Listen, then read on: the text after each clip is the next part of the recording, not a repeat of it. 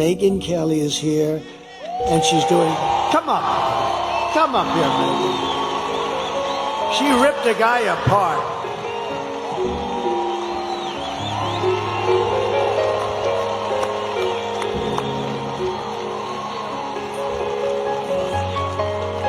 Hi, everybody. Oh, it's great to see you. Can you believe this guy? Can you believe the energy and the stamina on this guy? At his age, I'm ready to go to sleep over there. He's got another rally to go to. So let me tell you, first of all, one of the reasons why I wanted to come here, one of the many reasons I wanted to come here. When I launched my show 4 years ago, we had Mark Cuban on the program. You know, yeah. May have seen he was in the news this week. And he started going on about how bad America's race history was and how ashamed he was of America, and that's why he was at all these protests, and he felt it was really important to stand up and speak out about human rights violations.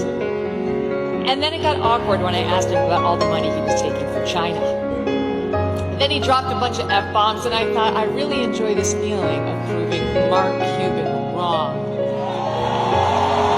And so here I am at a Trump rally, a strong, intelligent woman to prove Mark Cuban wrong again. I won't take up much of your time, but I do want to tell you the main reasons I am voting for Donald Trump. Number one, immigration. He mentioned it. And people like Megyn Rowley. I'll be thinking about her tomorrow all day. 22 years old, killed in Georgia, a young nursing student by an illegal. I'll be thinking about Jocelyn Nangari, 12 years old, in Texas, murdered by 2 Venezuelan illegals. President Trump closed the border. Kamala Harris opened it by choice. It wasn't accidental. She said it would be humane. That's what she and her boss believed. Tell it to Megyn Riley's family. There was nothing humane about it. He closed it. They opened it. It was an intentional choice, and there's no reason not to believe they won't do it again. The boys should not be in the girls' sports. The boys should not be in the girls' bathrooms. The boys should not be in the girls' locker rooms. Peyton McNabb, North Carolina sophomore in high school, slammed so hard in the face by a volleyball hit at her by a boy pretending to be a girl, she suffered traumatic brain injury and permanent paralysis. Kamala Harris looks at her and says, be kind, suck it up. And that's what's right. Why do our girls have to face brain damage in order to be kind to boys who want to invade their sports? And by the way, they are going into the women's prisons. She changed the law in California to make sure the taxpayers would pay for their sex change operations. She was not just following the law, she changed the law. President Trump will stop it.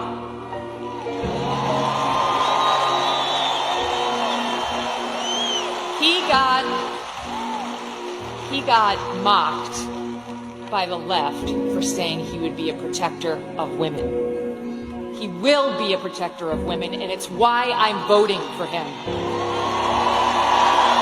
He will close the border. He will keep the boys out of girls' sports and where they don't belong. And you know what else? One more thing. He will look out for our boys, too. Our forgotten boys and our forgotten men. Guys like you. Guys like these guys. Who've got the calluses on their hands. Who work for a living. The beards and the tats. Who maybe have a beer after work and don't want to be judged by people like Oprah and Beyonce, who will never have to face the consequences of her disastrous economic policies. These guys. He gets it. President Trump gets it.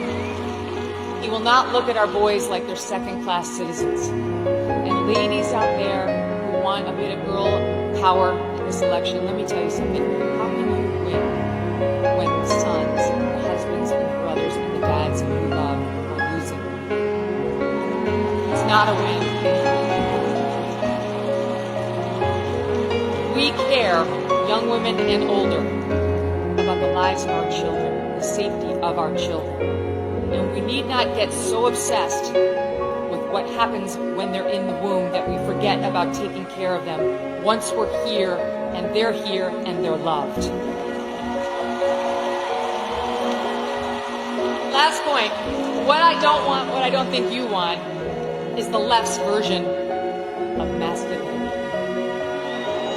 You see that ad they did about Trump voters trying to encourage women to lie to their husbands so that they could vote for her instead of Trump? That's their version of what marriage looks like. An overbearing husband who bullies his wife into saying she voted one way as opposed to an honest, open relationship. Oh wait, I'm talking about Kamala and Doug. Sorry. Where was that story in the news? Where was that story? I don't remember a single media person, not one, who sat with him, asked him about the abuse allegations against him by a successful professional attorney who has great details, who has receipts, who has witnesses. No one even asked about it. I'm not into their version of toxic masculinity or new masculinity. I prefer the old version. All of you, and I prefer a president who understands how to be strong and how to fight. I hope all of you do what I did last week. Vote Trump and get 10 friends to vote Trump too.